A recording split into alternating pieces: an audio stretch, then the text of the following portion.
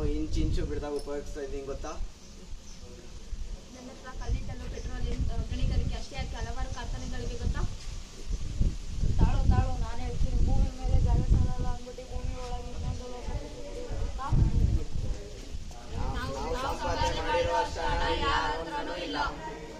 ಹರೇ ರಾಮ ರಾಮ ರಾಮ ಹರೇ ಹರೇ ಹರೇ ಕೃಷ್ಣ ಕೃಷ್ಣ ಕೃಷ್ಣ ಹರೇ ಹರೇ. ದಾರಿಯಲ್ಲಿ ಹೋಗುತ್ತಿರುವವರು ದಾರಿ ಹೋಗರು. ಇದು ನಮ್ಮ ದಾರಿ ನೋಡಿ, ಕಾಗದ ಪತ್ರಗಳೆಲ್ಲ ಸರಿಯಾಗಿವೆ, ನೀವು ಈ ದಾರಿಯಲ್ಲಿ ಹೋಗಬಾರ್ದು. ಏನು ಇದು ನಿಮ್ಮದೇ ನೀವು ಮಾಡ್ಕೊಂಡಿರೋದು, ಯಾರಿಗೂ ಸೇರಿದಲ್ಲ. ನೀವೇನಾದರೂ ತಂದಿದ್ದೀರಾ ಹೇಳಿ?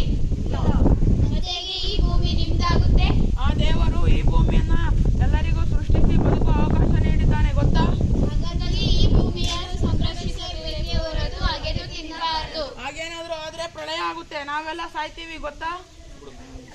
ಹರೇ ರಾಮ ರಾಮ ರಾಮ ಹರೇ ಹರೇ ಹರೇ ಕೃಷ್ಣ ಕೃಷ್ಣ ಕೃಷ್ಣ ಹರೇ ಹರೇ. ಏನು ನಾವೆಲ್ಲ ಸಾಯ್ತೀವ? ಈಗ ನಮಗೆ ಅರಿವಾಯಿತು. ನಮ್ಮನ್ನು ಕ್ಷಮಿಸಿ. ಇನ್ಮುಂದೆ ನಾವು ಭೂಮಿ ತಾಯಿಯ ಮುಂದಾಗ ಎದ್ದೇಳಿ, ಅರಿವಿನಿಂದ ಗುರು ಮತ್ತೊಂದಿಲ್ಲ. ಈ ಭೂಮಿ ತಾಯಿಯನ್ನು ಸಂರಕ್ಷಿಸಿ, ಭೂಮಿ ತಾಯಿ ನಮ್ಮನ್ನು ಕಾಪಾಡುತ್ತಾಳೆ.